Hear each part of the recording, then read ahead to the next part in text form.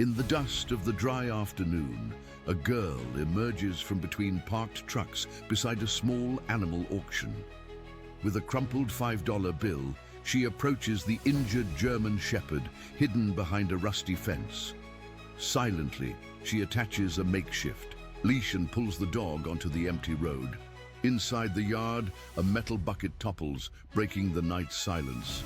A man in a hat appears at the gate, staring at the animal without blinking. The girl holds a key found on the wall. The dog growls. Lo, the headlight of a black car illuminates the deserted street, but what happens next? No one will ever know. Love stories with animals? Then subscribe now and don't miss any. Thank you for following us. Now, back to our story. The dust settled slowly over the makeshift auction yard behind Murphy's feed store in Millfield, Missouri, as the last hammer fell on a rusted farm equipment lot. Most folks had already packed up their folding chairs and headed home with their purchases, but 16-year-old Sarah Mitchell remained motionless near the back fence, clutching a crumpled $5 bill her grandmother had given her for helping with the church bake sale. Sarah's eyes weren't on the departing crowd or the leftover items scattered across the dirt lot. They were fixed on a trembling German shepherd huddled in a corner pen, his once proud frame now gaunt and marked with healing wounds along his ribs. The dog's amber eyes held something that made Sarah's chest tighten with recognition. The same distant, hollow look she'd seen in her own reflection after her parents had relocated to California for her father's new job, leaving her behind to finish her junior year with her grandmother in this small town where everyone knew everyone else's business.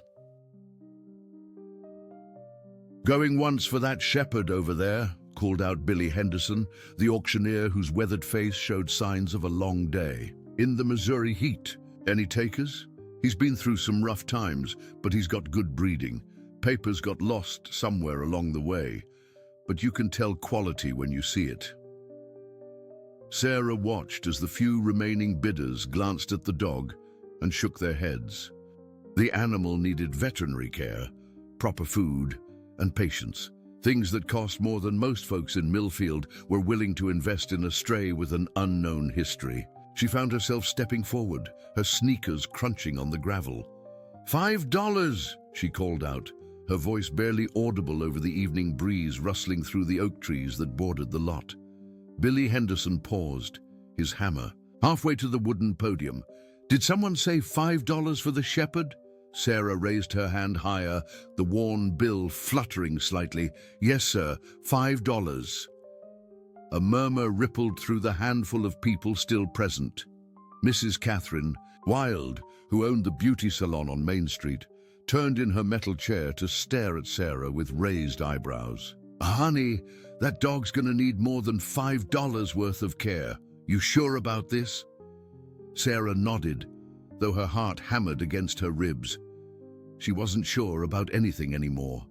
Not since her world had been turned upside down 3 months ago when her parents announced their plans, but something about the way the shepherd watched her, alert despite his obvious exhaustion, made her feel less alone than she had in weeks. "Going once, going twice," Billy Henderson's voice carried across the yard. "Sold to the young lady in the blue jeans for $5. As the crowd dispersed and Sarah approached the pen, she noticed how the dog didn't cower or bark like many of the other animals had throughout the day.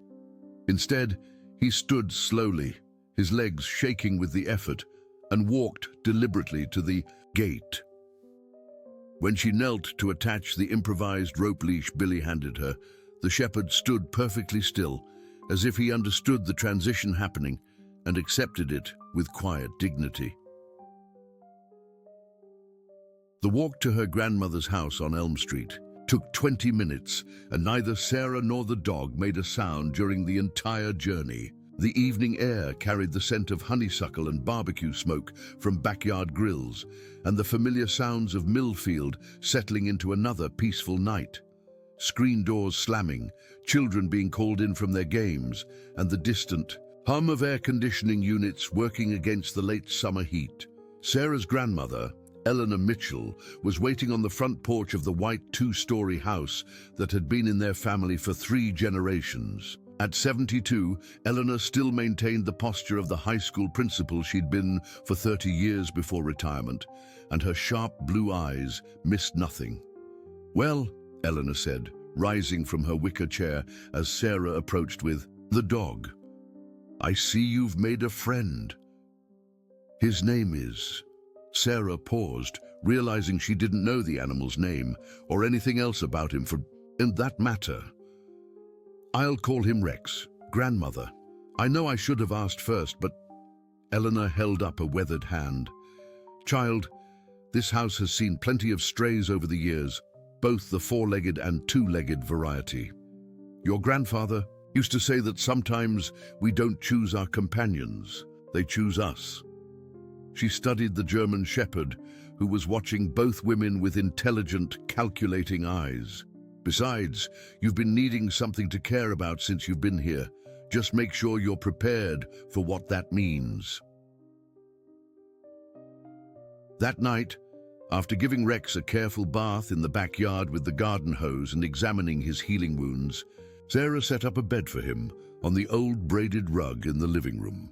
She'd found some leftover chicken in the refrigerator and watched with satisfaction as the dog ate slowly, deliberately, as if he'd been taught proper manners in eating as well as everything else. As Sarah prepared for bed, she kept thinking about the way Rex had behaved at the auction and during their walk home. There was something trained, almost military, about his bearing. Most stray dogs would have been nervous, unpredictable, or overly grateful for attention. Rex seemed to be evaluating everything around him, processing information, making decisions. Around midnight, Sarah woke to the sound of heavy footsteps in the backyard. She lay still, listening, as something metallic crashed to the ground outside. Her bedroom window. Rex began to growl low in his throat downstairs, a sound that raised the hair on Sarah's arms. She slipped out of bed and crept to the window, pulling the curtain aside just enough to peer into the yard. The backyard was empty, bathed in silvery moonlight, but Eleanor's metal watering can lay on its side near the garden shed, and the gate that led to the alley behind the house stood slightly ajar. Sarah was certain her grandmother had locked it before coming inside. Eleanor was meticulous about security, especially since living alone. When Sarah made her way downstairs, she found Rex standing alert by the back door, his ears pricked forward, and his body tense. The dog glanced at her briefly, then returned his attention to whatever he sensed beyond the door. Sarah had the unsettling feeling that Rex knew exactly who or what had been in their yard, and that this wasn't the first time he'd encountered such a presence. The next morning, over breakfast in Eleanor's sunny kitchen with its yellow gingham, curtains and collection of ceramic roosters, Sarah mentioned the nighttime disturbance. Eleanor paused in the act of buttering her toast, a slight frown creasing her forehead. "Probably just raccoons getting into the garbage again," Eleanor said. But her tone suggested she wasn't entirely convinced. "Though I could have sworn I secured that gate." She glanced at Rex, who was lying quietly beside Sarah's chair.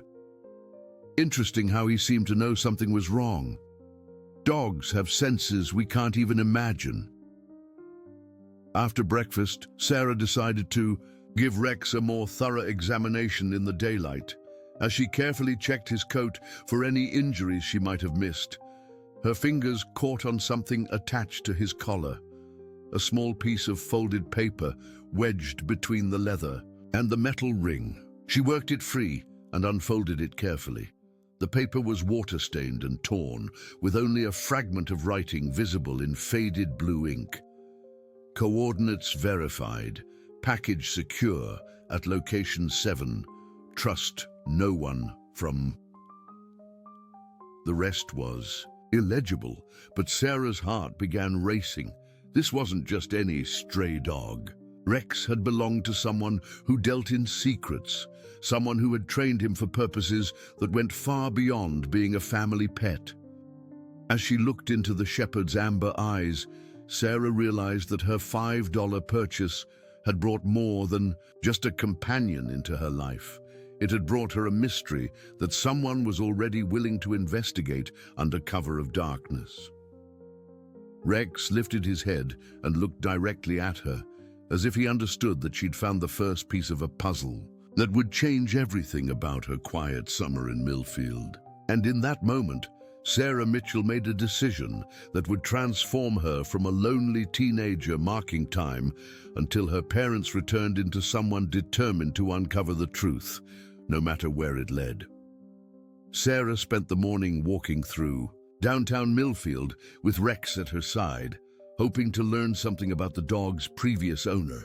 The town stretched along both sides of Highway 63 for about 6 blocks, with Main Street serving as the commercial heart where the post office, bank, diner, and a handful of shops catered to the local farming community and the occasional traveler, passing through on their way to larger cities. At Henderson's hardware store, where the scent of fertilizer and motor oil created an oddly comforting atmosphere, Sarah found Billy Henderson, restocking shelves of nuts and bolts. Billy had been running the family business for 23 years and had a reputation for knowing the history behind every item that passed through his auctions.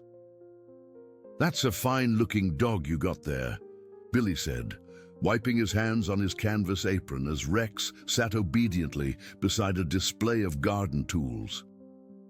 "Amazing what a good meal and some care can do. You'd hardly recognize him from yesterday." "Mr. Henderson, I was wondering if you could tell me anything about where Rex came from," Sarah said, keeping her voice casual. "I'm just curious about his background." Billy's expression grew thoughtful as he studied the German Shepherd. "Well, now that you mention it, there was something unusual about how he ended up at the auction. Usually folks bring their animals directly to me, or the sheriff's department calls when they've got strays. But this fellow came through Tom Bradley. You know Tom runs the veterinary clinic over in Centralia."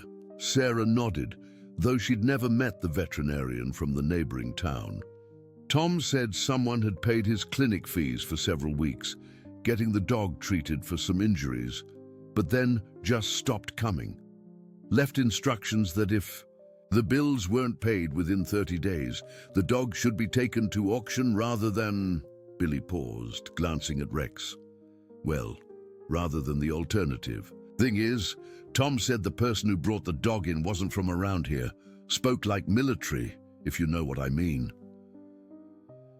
The mention of military bearing made Sarah think of Rex's disciplined behavior, the way he responded to unspoken commands and seemed to assess situations before reacting. "Did Tom say anything else about the person?" "Only that he was older, maybe 60s, and that he seemed to know a lot about working dogs.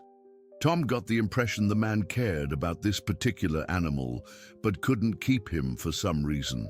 Billy bent down to let Rex sniff his hand, and the dog accepted the gesture with calm dignity. Strange thing was, the man paid all those bills in cash. Tom said he'd never seen someone carry that kind of money in small bills before. As Sarah and Rex continued their walk through town, she processed this information. Someone with military connections, older, who cared enough about Rex to ensure he received medical treatment but couldn't keep him permanently. Someone who dealt in cash rather than checks or credit cards, suggesting a need for anonymity or a distrust of official financial records. They stopped at Mabel's Diner, where the lunch crowd consisted mainly of farmers and retired folks who gathered daily to discuss weather, crops, and local gossip. Sarah ordered a grilled cheese sandwich and asked if she could bring Rex inside, explaining that he was still recovering and she didn't want to leave him tied up outside in the heat. Mabel Jorgensen, who had been serving coffee and comfort food to Millfield residents for 40 years, took one look at Rex and waved them toward a corner booth. "That's a well-trained animal if I ever saw one," she said, watching as Rex lay down beside Sarah's seat without being told. "Reminds me of the dogs they used to have up at the old Henderson place." "The old Henderson place?" Sarah asked, realizing This must be a different Henderson family than Billy at the hardware store. Oh, honey, you wouldn't know about that. Before your time. Mabel settled into the booth across from Sarah, her grey hair still perfectly styled despite the kitchen heat. Walter Henderson, no relation to Billy, used to live in that big farmhouse about 5 miles north of town. Walter was a veteran, served in Vietnam, and when he came back, he raised and trained German shepherds for government work. Sarah's pulse quickened. What kind of government work? Nobody talked about it much, but we all knew those dogs weren't being trained for family pets or farm work. Men in suits would come out from Jefferson City sometimes, or even farther away, to look at Walter's dogs. This was back in the 80s and 90s, you understand. Walter kept to himself mostly, but he was a good neighbor when you needed help. Mabel paused to refill Sarah's water glass, her eyes growing distant with memory.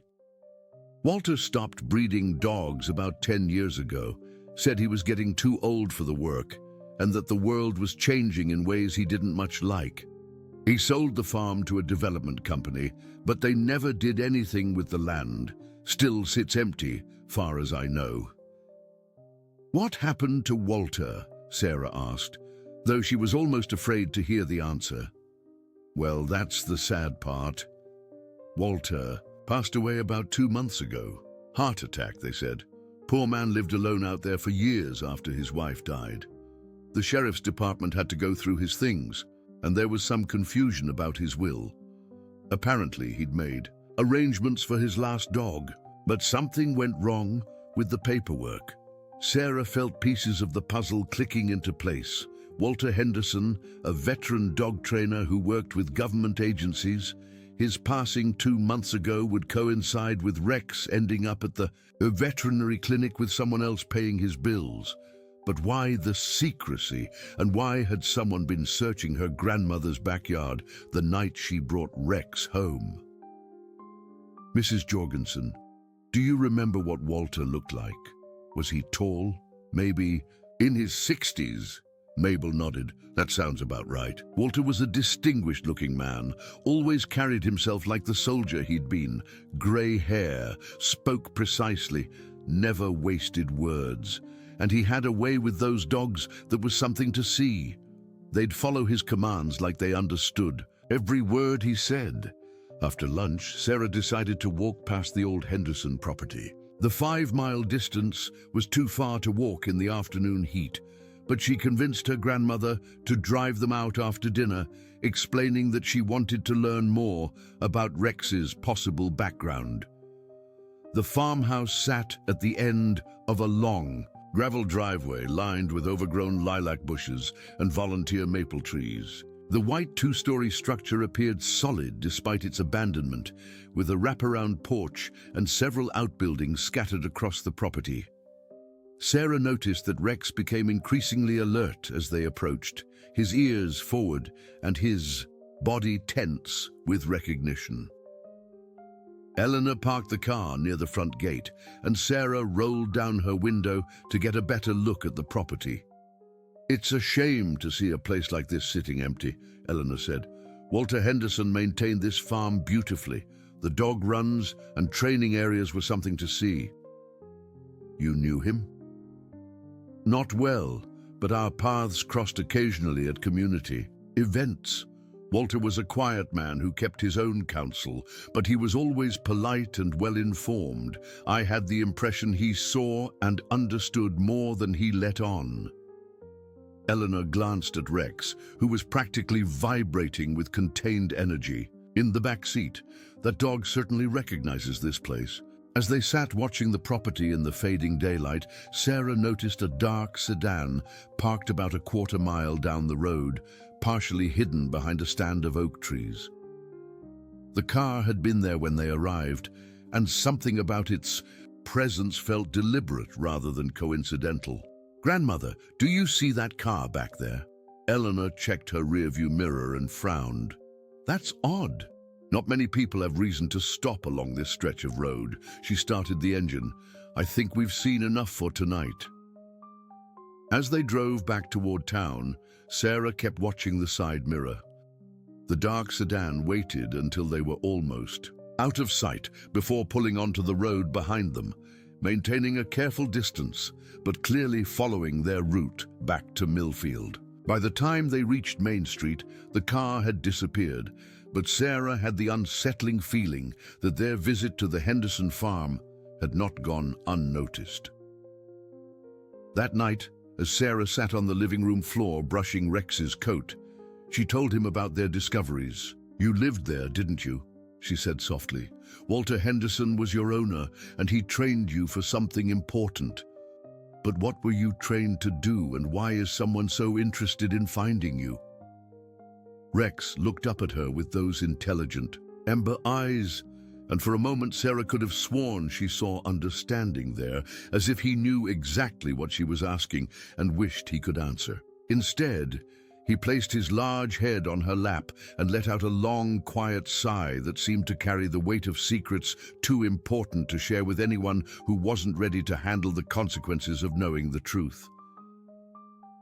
The next morning brought an unexpected visitor to Eleanor's front porch. Sarah was feeding Rex breakfast in the kitchen when the doorbell rang, followed by a polite but persistent knocking.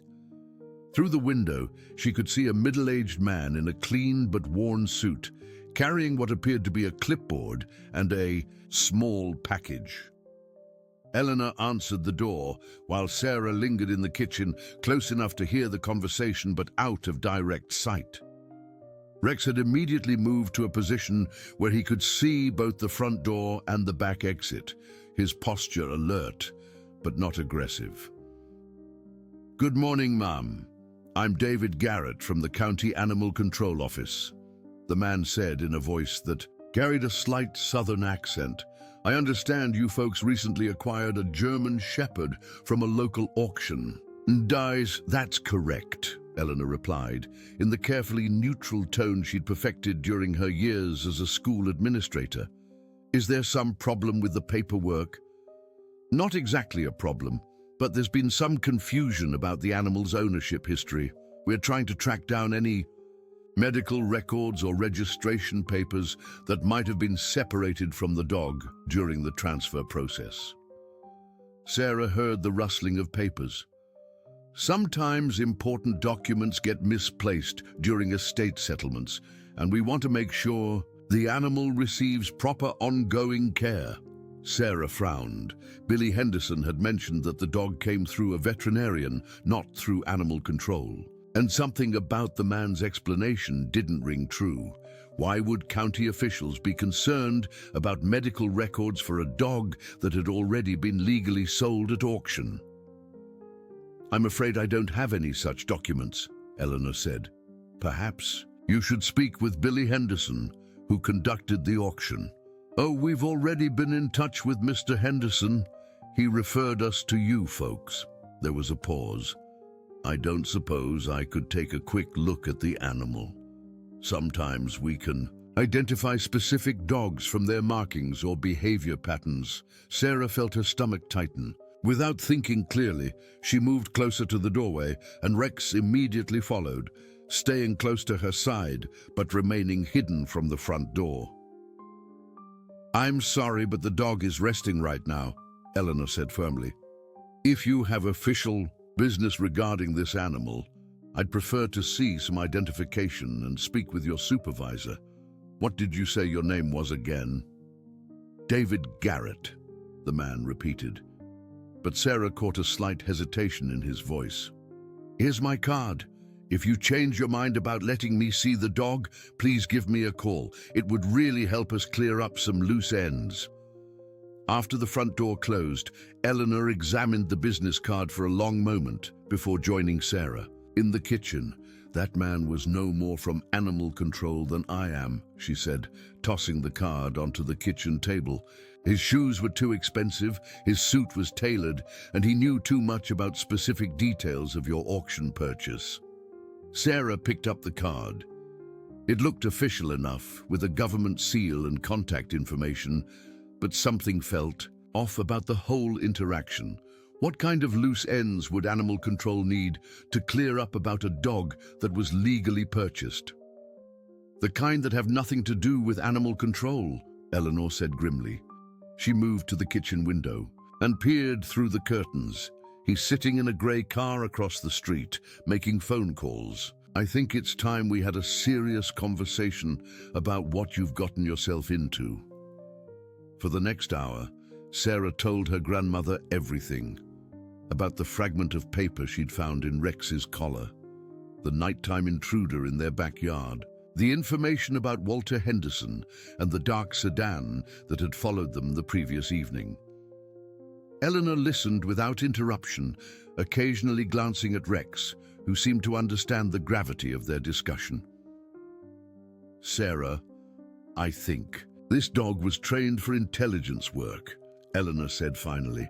During the Cold War, the government used animals for various surveillance and security purposes. If Walter Henderson was training dogs for government agencies, Rex might have been involved in operations that are still classified. But Walter Henderson passed away 2 months ago. Why would anyone still care about Rex now?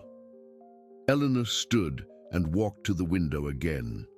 The grey car was gone.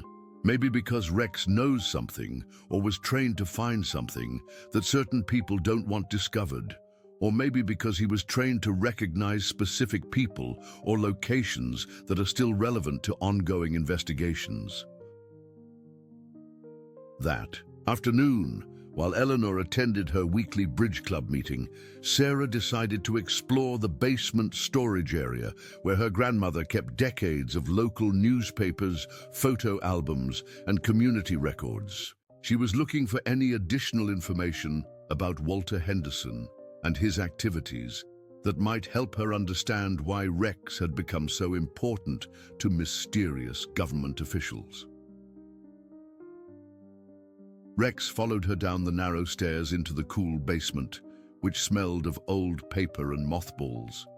As Sarah searched through boxes of newspaper clippings and community newsletters, Rex began showing unusual interest in a particular corner of the basement where Eleanor stored old furniture and seasonal decorations. The dog went directly to an antique wooden desk that had belonged to Sarah's grandfather and began pawing at one of the lower drawers. When Sarah investigated, she found that the drawer was stuck, as if something was jamming it from the inside. After working it back and forth for several minutes, she managed to pull it open far enough to see that a manila envelope had fallen behind the drawer and lodged against the back panel. Using a coat hanger, Sarah fished out the envelope, which was addressed to her grandfather in Walter Henderson's precise handwriting. The postmark was dated 6 months before her grandfather's passing 3 years ago. Inside, she found a brief letter and a small metal key attached to a military dog tag. The letter read, "Robert, if anything happens to me, please ensure this reaches someone who understands the importance of what we discovered during Operation Midnight Harvest. The key opens a safety deposit box at First National Bank in Colombia. Box number 247. Trust your judgment about who should have access to this information. The dog knows where the rest is hidden, Walter." Sarah's hands trembled as she read the letter twice more. Her grandfather had known Walter Henderson well enough to be trusted with sensitive information. Operation Midnight Harvest, whatever that was, had involved discoveries important enough to warrant hiding evidence in a bank safety deposit box. And most significantly, Rex had been trained to locate something that was still hidden somewhere. She looked at the German shepherd, who was watching her with an expression that seemed almost expectant, as if he'd been waiting for her to find this specific piece of information. "You know, don't you?" she whispered. "You know where something else is hidden, and that's why people are looking for you." As if responding to her words, Rex moved to another area of the basement and began pawing at the concrete floor near the foundation wall.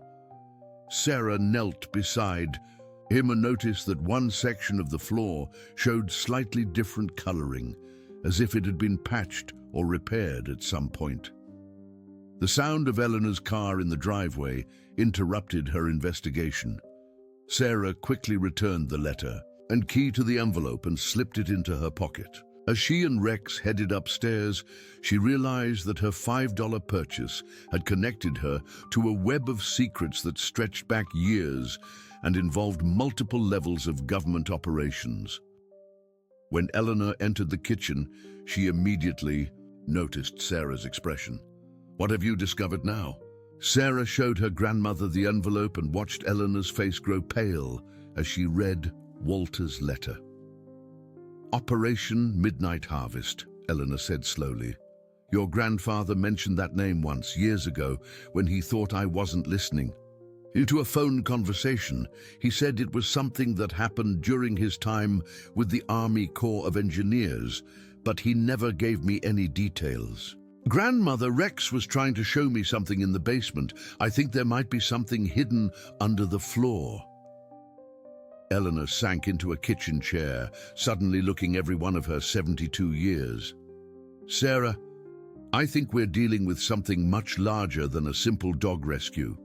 If Walter Henderson trusted your grandfather with this information, and if government agents are still actively searching for Rex, then whatever happened during Operation Midnight Harvest is still relevant today." That evening, as they sat on the front porch watching fireflies begin their nightly dance across the yard, Sarah made a decision. "We need to find out what's in that safety deposit box, and we need to let Rex show us what he's been trained to find. If we don't get answers soon, I have a feeling those people are going to become more aggressive about getting Rex back." Eleanor rocked slowly in her chair, considering the implications. "Tomorrow we'll drive to Columbia and visit that bank. But Sarah, I want you to understand that once we open that box, there may be no going back to our quiet summer routine. Some secrets are buried for good reasons." Rex lifted his head from where he'd been lying peacefully at Sarah's feet and stared intently down the street. A car was approaching slowly, its headlights cutting through the gathering darkness. As it passed under the streetlight 2 houses down, Sarah recognized the gray sedan from that morning. "I think our quiet summer routine is already over," Sarah said, watching the car cruise past without stopping, but knowing that the driver had seen them clearly. "Rex has been trying to tell us something important, and now it's time to listen." Eleanor insisted they leave for Columbia early, before the morning traffic and before anyone might notice their departure from Millfield. She'd called ahead to First National Bank, explaining that she needed to access a safety deposit box that had been left to her late husband, and the bank manager had agreed to meet with them at 10 o'clock. Rex rode in the back seat of Eleanor's silver Honda, alert and watchful, as they drove the 45 miles through Missouri farmland toward the university town. Sarah had noticed that he seemed more relaxed once they left Millfield behind, as if the constant surveillance there had been affecting him as much as it had been affecting her. "I've been thinking about your grandfather's connection to Walter Henderson," Eleanor said as they passed through a small farming community. "Robert never talked much about his military service, but I know he worked on some classified engineering projects in the 70s and 80s. After he retired from the Army, he occasionally did consulting work for government contractors." "Do you think Operation Midnight Harvest was one of those projects?" "It's possible. Robert had security clearances that lasted well into his civilian career, and he sometimes received calls from Washington that he'd taken his home office with the door closed." Eleanor glanced in the rearview mirror, checking for any sign that they were being followed. The timing would be right. Walter's letter mentioned discoveries, which suggests they found something during the operation rather than just participating in routine activities. First National Bank occupied a corner building in downtown Columbia, its limestone facade conveying the solid respectability that customers expected from a financial institution. Bank manager Patricia Wells met them in the lobby, a professional woman in her 50s who examined Walter's letter and the key with careful attention to detail. Mr. Henderson was very specific about his instructions when he opened this box. Mrs. Wells explained as she led them through the security procedures. He indicated that only someone with this particular key and a letter of authorization should be granted access, and that if he didn't return within 5 years, the contents should be turned over to federal authorities. Sarah felt a chill at the mention of federal authorities. Has anyone else inquired about this box recently? Mrs. Wells hesitated.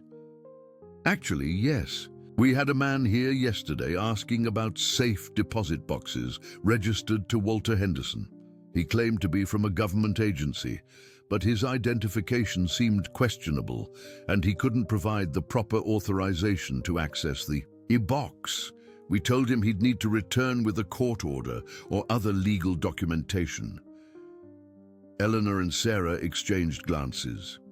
David Garrett or his associates were clearly following the same trail they were, but apparently Walter Henderson had anticipated such interest and protected his information accordingly.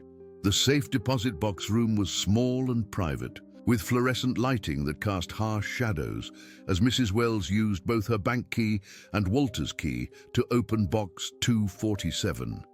Inside, they found a thick folder bound with rubber bands, several black and white photographs, and a small digital recording device that looked military in design. Take all the time you need, Mrs. Wells said, closing the door behind her to give them privacy. Eleanor opened the folder with trembling hands, revealing typewritten reports, maps, and what appeared to be scientific documentation. The first page was titled Operation Midnight Harvest, Final Report, Classification Level Top Secret, and dated 15 years earlier. Sarah read over her grandmother's shoulder as the scope of the operation became clear. Midnight Harvest had been a joint Army Corps of Engineers and Environmental Protection Agency investigation into illegal dumping of chemical and radioactive materials in rural areas of Missouri, Arkansas, and Kansas during the 1960s and 1970s. What had started as a routine environmental assessment had uncovered evidence of a systematic cover-up involving multiple government contractors and local officials.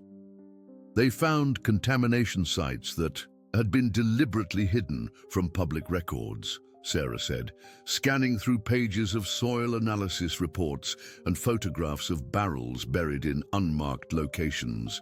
Look at this list of chemicals. Some of these are carcinogens that cause cancer and birth defects. Eleanor studied a detailed map that showed contamination sites marked with red X's across 3 states. Several of the locations were circled in blue with notes indicating sites of particular concern, ongoing monitoring required. According to this report, Walter and your grandfather documented over 30 illegal dump sites, but when they submitted their findings, they were told that the investigation was being classified for national security reasons and that all evidence should be turned over to federal authorities. Sarah found a handwritten note clipped to the back of the folder. Robert, they're not planning to clean up these sites. They're planning to bury this information permanently. Some of these locations are near schools and water supplies. We can't let this happen. I've trained Rex to locate the 3 most dangerous sites if something happens to us.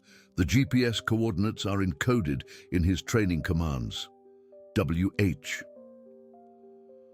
The photographs showed barrels and containers partially excavated from various locations, with visible corrosion and leakage. In several images, Sarah could see a younger version of Rex working alongside Walter Henderson, apparently trained to detect chemical odors that indicated buried contamination. The digital recording device proved to be Walter's personal log of the investigation. Eleanor found the power button, and Walter Henderson's voice filled the small room, clear and precise as it had been in life. Final entry: Operation Midnight Harvest Investigation. Date: March 15th, 10 years ago. Despite our repeated requests for action, no cleanup efforts have been initiated at any of the documented sites. Robert Mitchell and I have independently confirmed that at least 12 of these locations pose immediate threats to groundwater supplies serving rural communities. We've been ordered to surrender all evidence and cease further investigation. But we cannot in good conscience allow this information to disappear. Walter's voice continued. I've made the decision to preserve copies of our findings and train my dog Rex to locate the 3 most critical sites. If anything happens to Robert or myself, Rex can lead the right people to evidence that proves the ongoing danger these sites represent. The key phrase to activate his location training is Midnight Search Protocol. He'll respond only to that specific command sequence and only for someone he trusts. Sarah's heart raced as she understood the full significance of Rex's training. He wasn't just a guard dog or a companion. He was a living map to environmental hazards that government officials wanted to keep hidden from public knowledge. Eleanor gathered all the documents and photographs back into the folder. Sarah, this explains everything. Rex isn't just evidence of past wrongdoing. He's the key to finding ongoing environmental threats. No wonder people are so determined to find him. As they prepared to leave the bank, Mrs. Wells returned to escort them out. I hope you found what you were looking for, she said. Mr. Henderson seemed like a very careful, conscientious man. He mentioned that this information might someday help protect people who didn't even know they were in danger. On the drive back to Millfield, Sarah and Eleanor discussed the implications of their discovery. The contamination sites were scattered across rural areas where families lived, worked, and sent their children to school, completely unaware of the chemical hazards buried beneath their communities. We have to do something with this information, Sarah said, watching the countryside roll past the car windows. These people deserve to know what's under their land. But we also have to be careful, Eleanor replied. The same people who covered up this investigation 15 years ago are still in positions of power. If we simply turn this information over to federal authorities, it might disappear again. They were 10 miles from Millfield when Eleanor noticed a dark SUV that had been maintaining the same distance behind them for several miles. Sarah, I think we're being followed again. Sarah turned to check the back window and saw Rex's ears go up as he also noticed the vehicle. The German Shepherd moved to the rear window and watched the SUV intently, a low growl rumbling in his throat. What should we do? Eleanor considered their options. We're not going straight home. I want to see how serious these people are about their surveillance.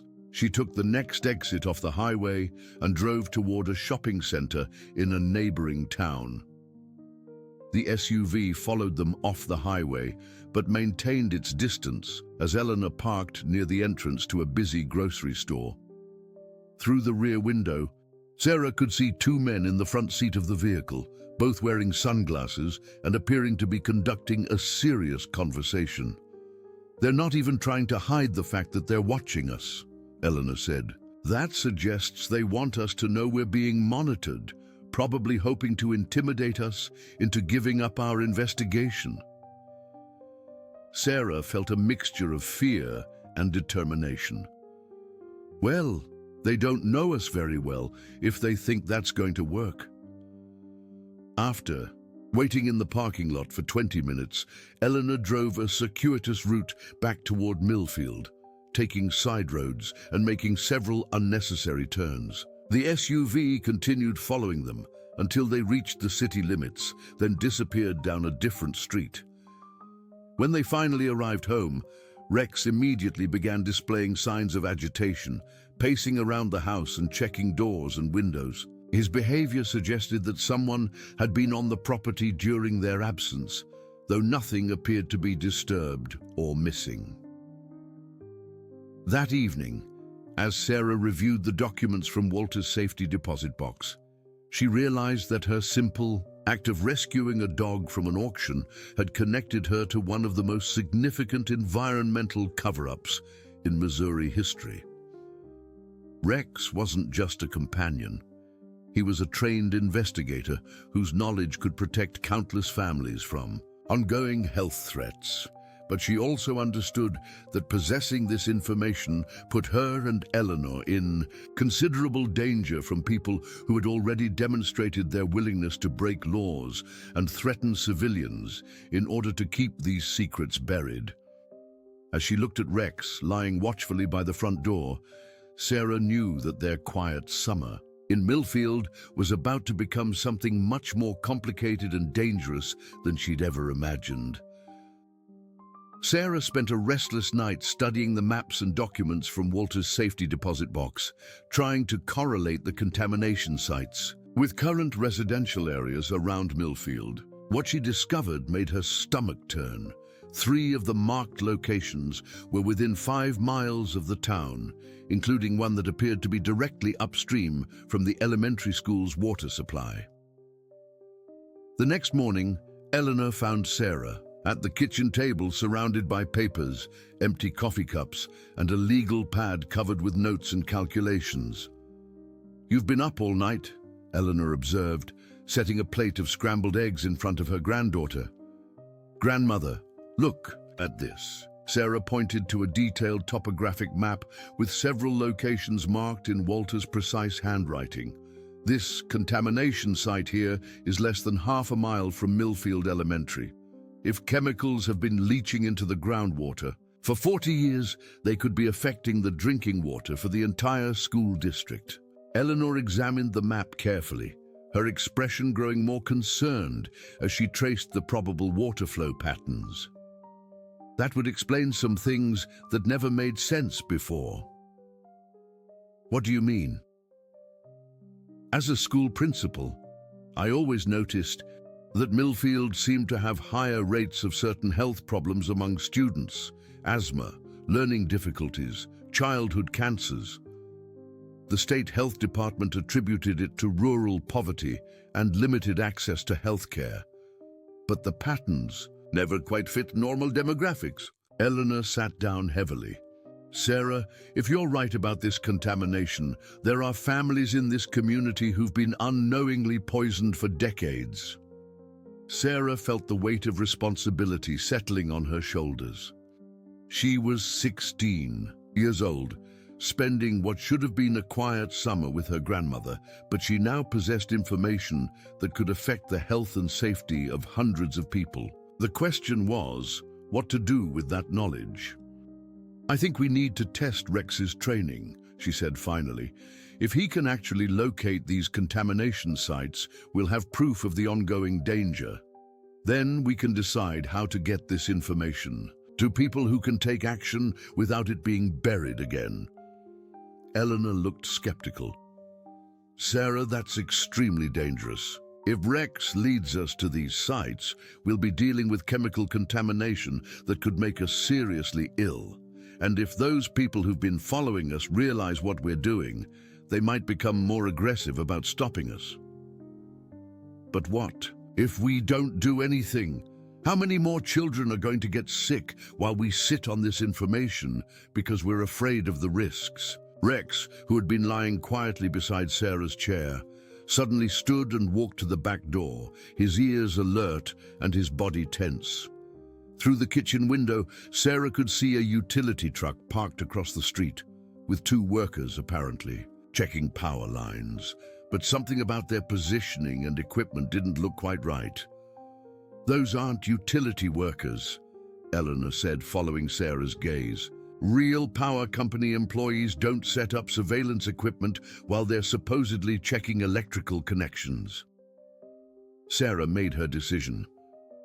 "We're going to have to be smarter than they are. If they're watching the house, we need to find a way to leave without being followed. and we need to test Rex's training in a location where we can confirm whether he's actually been trained to find contamination sites. They spent the next hour planning their escape from surveillance.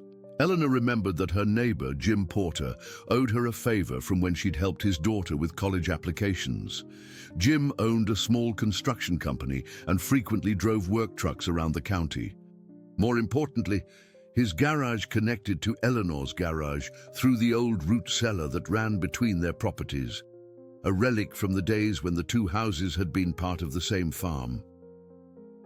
At 2 o'clock, while the surveillance team was presumably eating lunch, Eleanor and Sarah slipped through the root cellar connection into Jim's garage. Rex followed quietly, seeming to understand the need for stealth. Jim Porter, a weathered man in his 50s who'd known Eleanor for 20 years, asked no questions when she explained that they needed to borrow his pickup truck for a few hours to avoid some unwelcome attention. "Take the blue Ford," Jim said, tossing Eleanor the keys.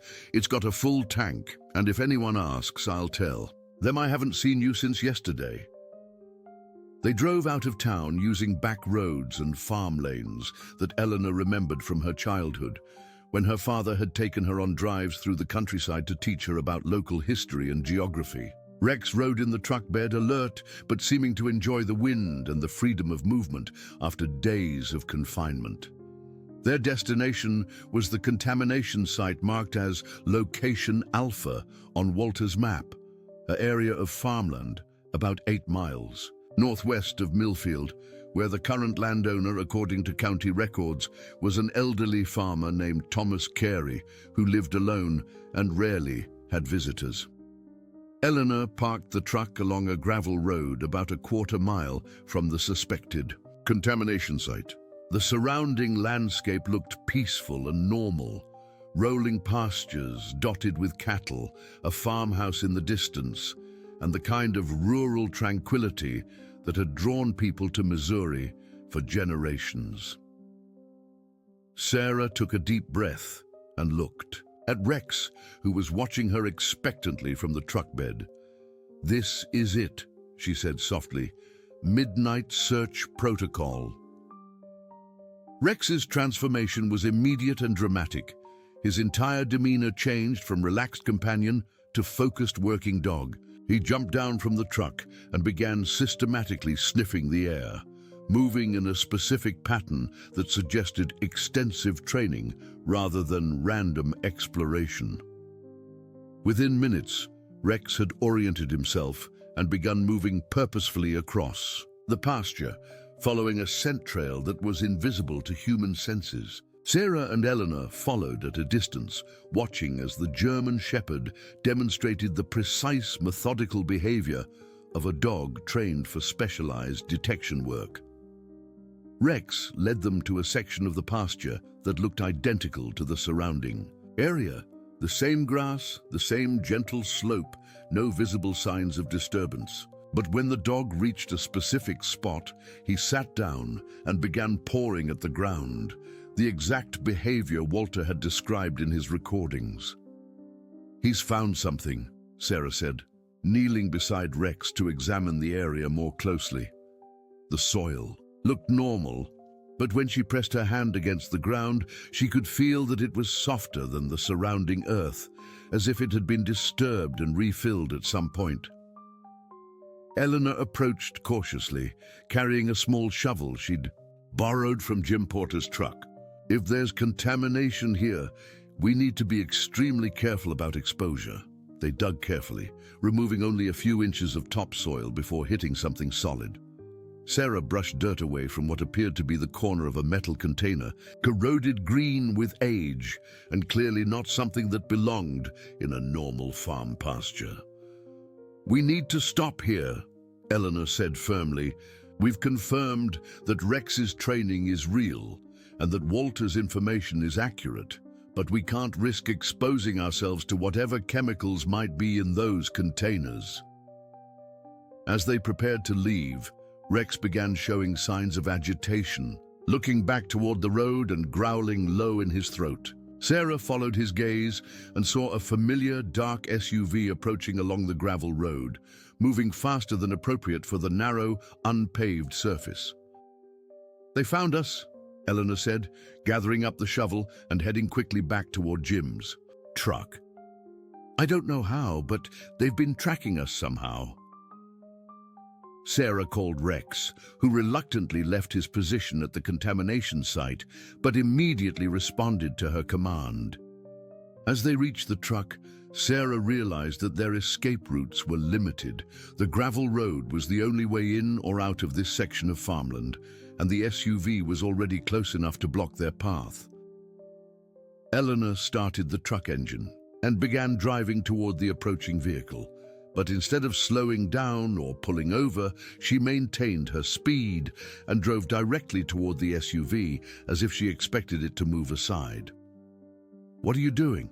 Sarah asked, gripping the door handle as the two vehicles approached each other at a combined speed of nearly 60 miles per hour. "Something I learned from your grandfather," Eleanor said grimly. "Sometimes the best way to handle bullies is to call their bluff." At the last possible moment, the SUV swerved off the road into the grass, allowing Eleanor to pass. Through the passenger window, Sarah caught a glimpse of the two men from the grocery store parking lot, both looking angry and frustrated as they tried to turn their vehicle around on the soft ground. "They're not going to give up," Sarah said, watching the SUV struggle to get back onto the road. "No. But now we know for certain that Rex's training is real and that Walter's information is accurate. We have proof that there are contamination sites near our community, and we have a dog who can locate them." Eleanor drove steadily back toward Millfield, checking her mirrors frequently.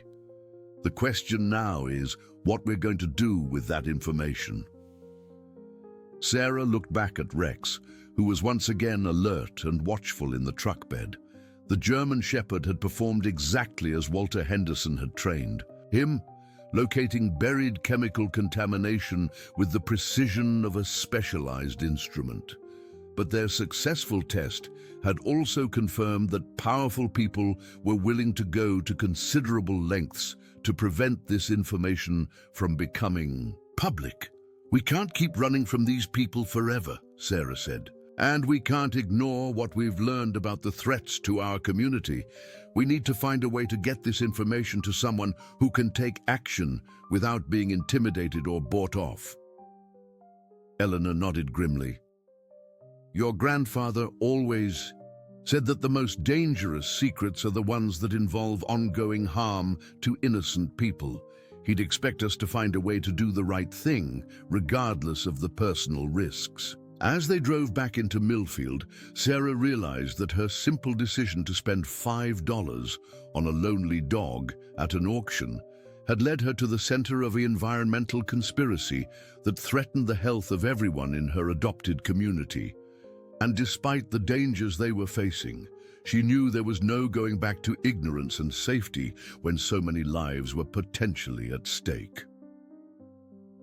When they returned to Millfield, Sarah and Eleanor discovered that their house had been searched. The search had been conducted professionally.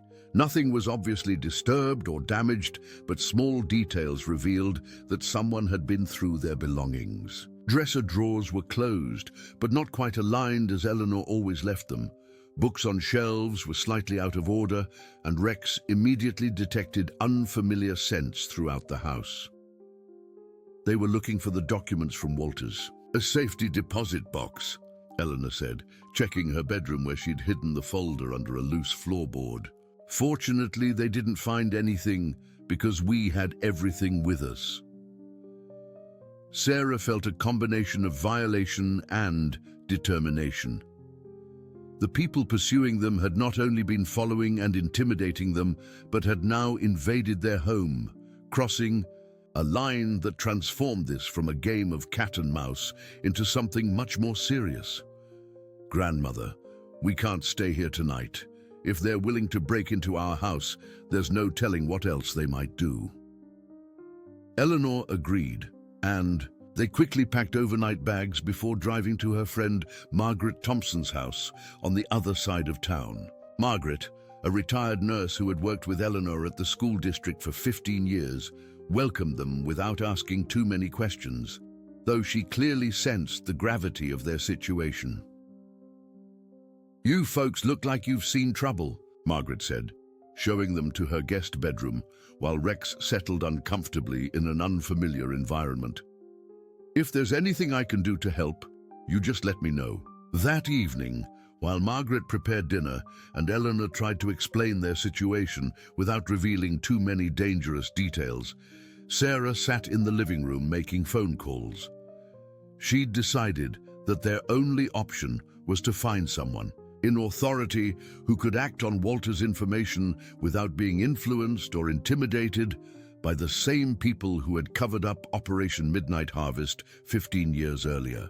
Her first call was to the State Environmental Protection Agency, but after being transferred through several departments, she was told that any environmental concerns should be reported to the appropriate federal agencies. When she called the EPA regional office, she was told that historical contamination issues required extensive documentation and that claims about government cover-ups would need to be investigated through proper channels. "Proper channels," Sarah muttered, hanging up the phone in frustration. The same proper channels that buried this information in the first place. Eleanor found her granddaughter's attempts at official reporting and suggested a different approach. "Sarah, what if we bypass government agencies entirely? What if we take this information directly to the people who are most affected, the families in our community? But how do we do that without putting them in danger too?" Through the one institution in small towns that people still trust, the local newspaper. The next morning, they contacted Jennifer Walsh, editor and publisher of the Millfield Herald, a weekly newspaper that had been serving the community for over 60 years. Jennifer, a woman in her 30s, who had returned to Millfield after working for larger newspapers in Kansas City, agreed to meet with them at Margaret's house to discuss what she called sensitive information regarding community health and safety. Jennifer arrived carrying a digital recorder and a notebook, but her professional demeanor quickly changed to shock and alarm as Sarah and Eleanor explained their discoveries. She examined Walter's documents with the trained eye of an experienced journalist, asking pointed questions about sources, verification, and potential legal implications. "This is incredible," Jennifer said, studying the maps and contamination reports. "If even half of this information is accurate, it represents one of the most significant environmental health stories in Missouri history. But it's also extremely dangerous to publish without additional corroboration."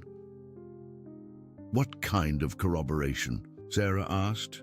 "Independent soil and water testing, interviews with other people who might have knowledge of these operations, and legal protection against retaliation from the government agencies involved."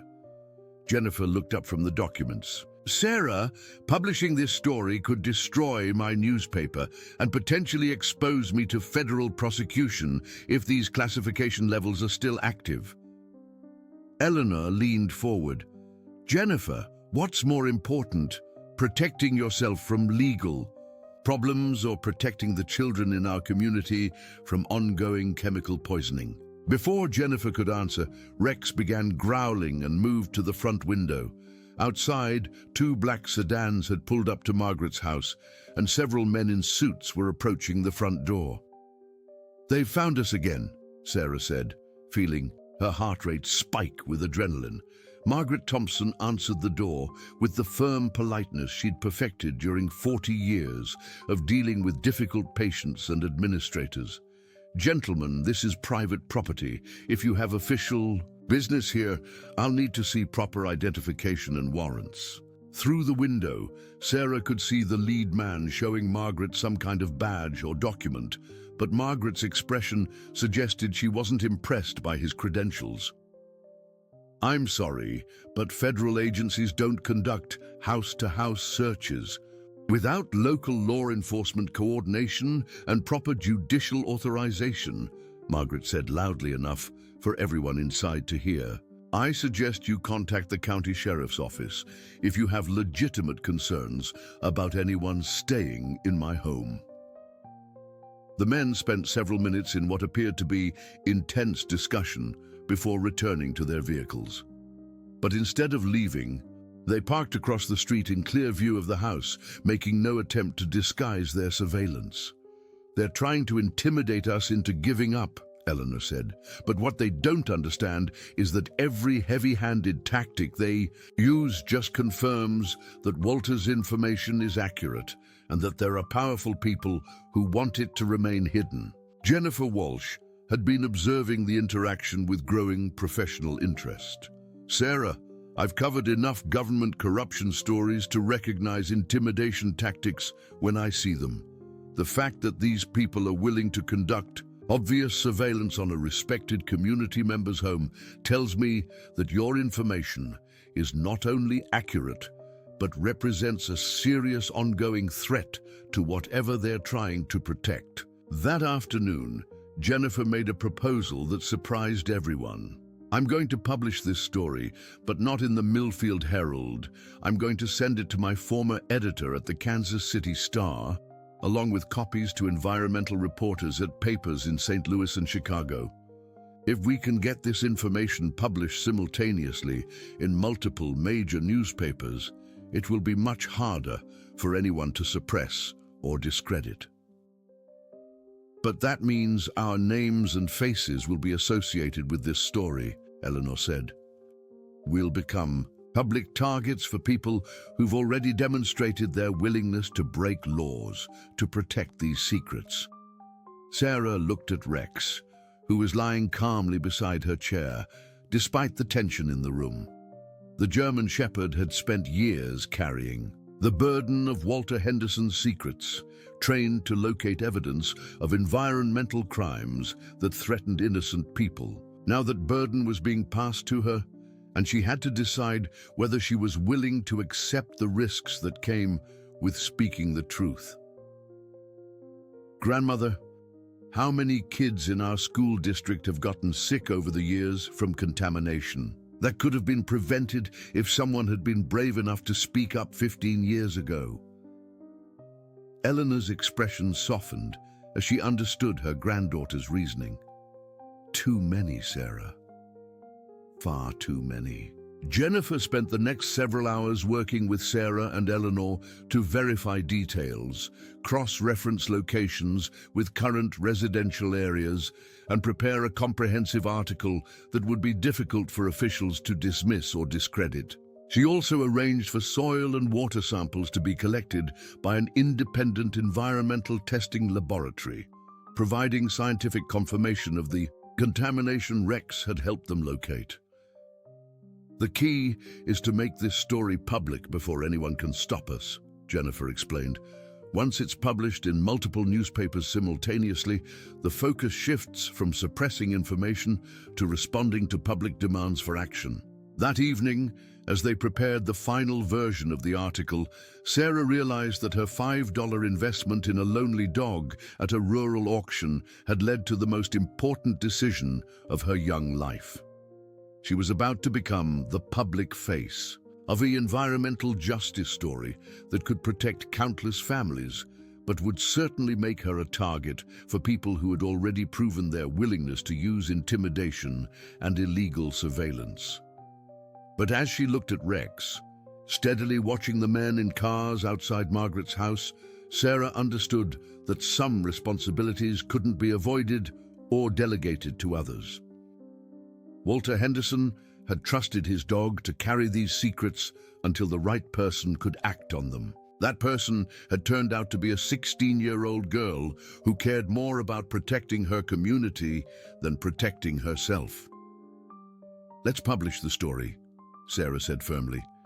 "It's time for people to know the truth about what's been buried under their homes and schools for all these years." Eleanor smiled proudly at her granddaughter. "Your grandfather would be very proud of the woman you're becoming, Sarah. He always said that the measure of a person's character is what they do when they discover injustice that they have the power to expose." As night fell over Millfield, Sarah, Eleanor, and Jennifer Walsh worked by lamplight to finalize an article that would change everything for their small community. And outside, the surveillance teams maintained their watch, unaware that their intimidation tactics had backfired by convincing a veteran journalist that this story was too important to suppress, regardless of the personal and professional risks involved in telling the truth. The newspaper article was published simultaneously in 4 major newspapers across Missouri and Illinois on a Tuesday morning that would forever change Millfield's quiet existence. Jennifer Walsh's carefully researched piece, titled "Buried Secrets: How Government Cover-Up Left Missouri Communities Exposed to Toxic Contamination," appeared on the front pages of the Kansas City Star, St. Louis Post-Dispatch, and Chicago Tribune, accompanied by photographs of the documents from Walter Henderson's safety deposit box and soil test results that confirmed dangerous chemical contamination at multiple sites. Sarah woke that morning to find her phone buzzing with calls from reporters, environmental lawyers, and concerned citizens from across the region. Eleanor had been fielding similar calls since dawn, and Margaret Thompson's normally peaceful home had become an impromptu media center as news crews set up equipment in the front yard. "I can't believe how fast this is spreading," Sarah said, watching a reporter from Springfield conduct a live television broadcast from Margaret's driveway. "Every news channel in Missouri is covering the story." Rex seemed remarkably calm amid the chaos, as if he understood that his mission was finally being accomplished. The German Shepherd had spent years carrying Walter Henderson's secrets, and now those secrets were being revealed to the people who needed to know them most. The families and children whose health had been threatened by decades of government negligence. By noon, the story had been picked up by national news outlets and environmental organizations. Sarah found herself scheduled for interviews with reporters from CNN, NPR, and several environmental magazines who wanted to understand how a teenager and her rescue dog had uncovered one of the largest environmental cover-ups in recent Missouri history. The response from government agencies was swift and predictable. Officials from the EPA, Army Corps of Engineers, and Department of Health all issued statements indicating that they were reviewing the allegations and would investigate any credible evidence of environmental contamination. But Sarah noticed that none of the official statements actually denied the existence of Operation Midnight Harvest or the contamination sites documented in Walter's reports. More importantly, the response from the Millfield community was overwhelming and heartening. Families began coming forward with stories of unexplained health problems, children's illnesses that had never been properly diagnosed, and long-time concerns about water quality that had been dismissed by local officials.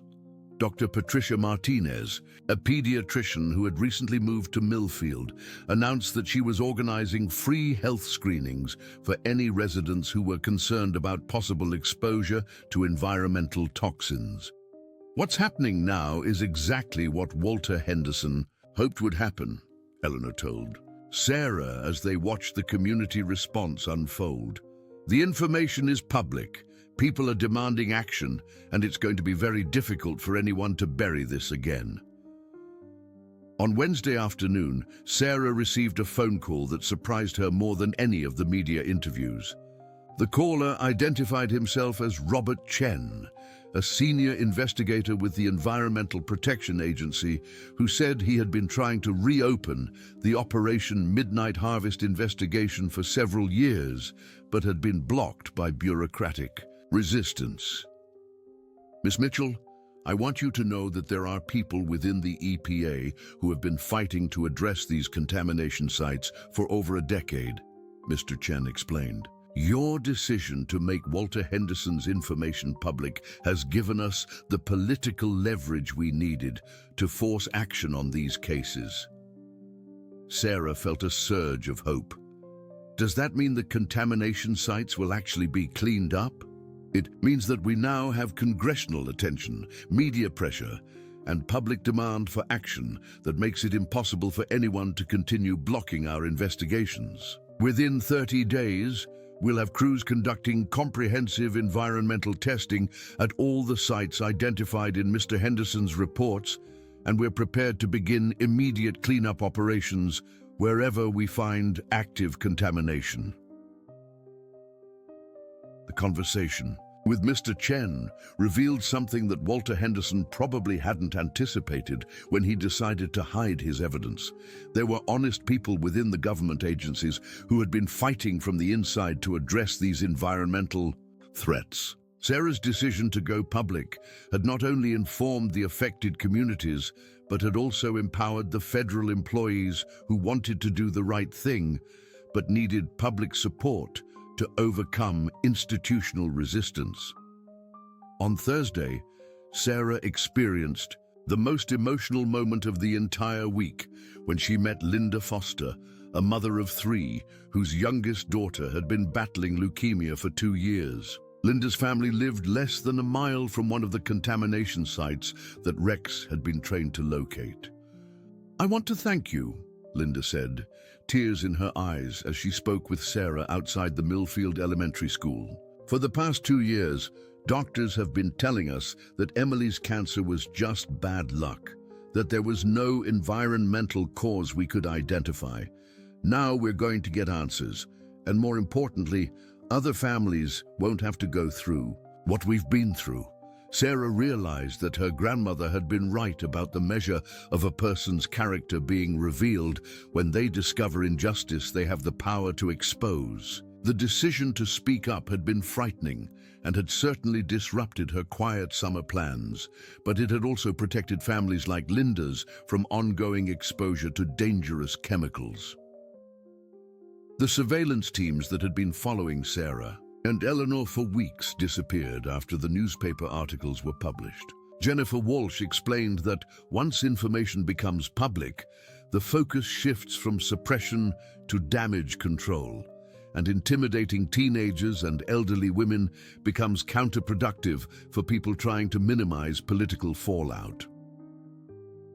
By Friday, the response had grown beyond anything Sarah could have imagined. Environmental law firms had contacted affected families about potential legal action against the contractors responsible for the illegal dumping. State legislators announced plans for hearings on government accountability and environmental oversight. And most importantly, the EPA had committed to comprehensive cleanup efforts that would address the health threats that had been ignored for decades. As the week drew to a close, Sarah sat on Margaret Thompson's front porch with Rex beside her, watching the last of the news crews pack up their equipment. The German Shepherd looked more relaxed than she'd seen him since the day she bought him at the auction, as if a weight had been lifted from his shoulders. "You did it," she said softly, scratching behind Rex's ears. "You kept Walter's secrets safe until someone could act on them, and now families are going to be protected because of your training and loyalty." Eleanor joined them on the porch, carrying glasses of lemonade and wearing the satisfied expression of someone who had helped accomplish something important. "Sarah, I've been thinking about what you want to do when your parents return from California." "What do you mean?" "I mean that after everything that's happened this summer, you might want to consider a career in environmental law or investigative journalism. You have a talent for uncovering the truth and the courage to act on what you discover." Sarah smiled, thinking about the unexpected direction her life had taken since spending $5 on a lonely dog at a rural auction. "You know, grandmother, I think you might be right.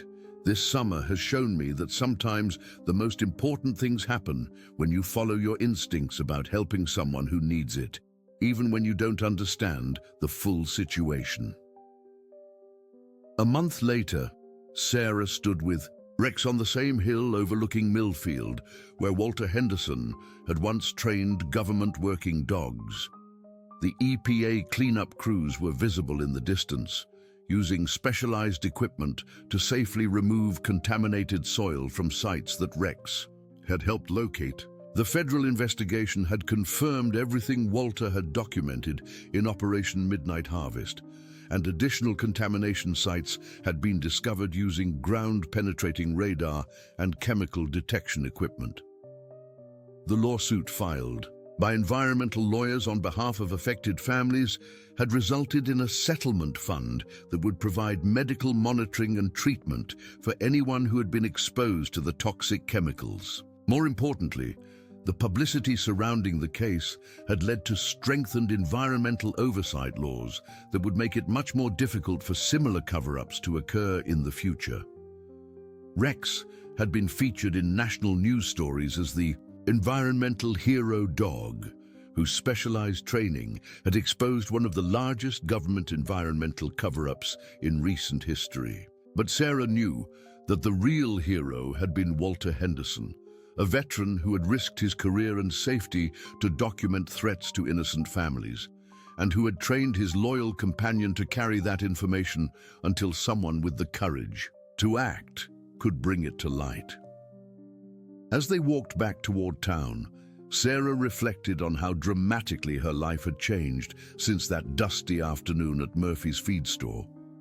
She'd learned that sometimes the most important decisions come disguised as simple acts of compassion, and that standing up for the truth requires not only courage, but also the wisdom to know when the risks of speaking up are outweighed by the costs of staying silent. Rex had not only gained a loving home, but had completed the most important mission of his life, protecting families and children from dangers they didn't even know existed. And Sarah had discovered that being 16 years old didn't prevent her from making a difference in the world when she was willing to listen to her conscience and act on what she learned, regardless of the personal costs involved. The $5 investment that had seemed like an impulsive act of kindness had become something much more significant, a reminder that every choice we make has the potential to change lives in ways we can't predict or imagine. And as they reached the edge of Millfield, where families could now live safely, knowing that the threats buried beneath their community had finally been brought to light, Sarah understood that some investments paid dividends that can't be measured in money, but only in the knowledge that you've helped make the world a safer place for people who trusted you to do the right thing. Dear listeners, we hope that Sarah and Rex's story has moved you as much as it moved us to share it. Sometimes the most profound changes in our lives begin with simple acts of compassion, like a young woman spending her last $5 to save a lonely animal at an auction. This summer adventure reminds us that courage isn't about being fearless. It's about doing what's right even when we're scared, and that the most important discoveries often come from listening to our hearts rather than our fears. If this story inspired you, we'd love to hear your thoughts in the comments below. Please subscribe to our channel for more uplifting stories about the unexpected heroes among us, and don't forget to hit that like button to help us share these tales of courage and compassion with even more people. Every week, we bring you stories that celebrate the amazing things that happen when ordinary people choose to make a difference in their communities and beyond. Thank you for joining us on this emotional journey, and we can't wait to share our next inspiring story with you.